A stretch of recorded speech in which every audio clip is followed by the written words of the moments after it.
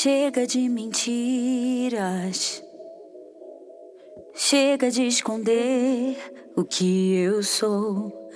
As marcas do passado e o que me causaram são coisas que eu não posso compreender. Eu fiquei firme, lutei com garra, mas vi minha vida tão devastada quando meus segredos me tiraram pessoas que eu podia confiar.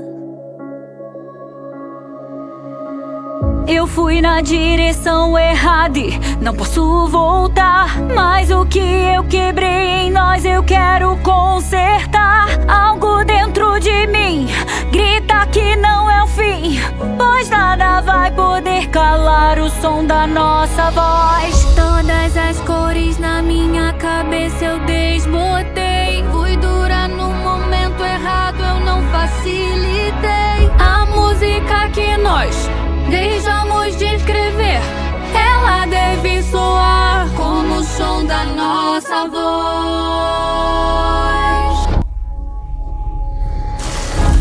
Já chega de silêncio, eu sinto em meu faro o cheiro do seu medo em expansão. Não me sinto sozinha, demônios não me assustam. Hoje nós não teremos compaixão. Tantas mentiras, fomos covardes, não obstantes, insuperáveis que sonham que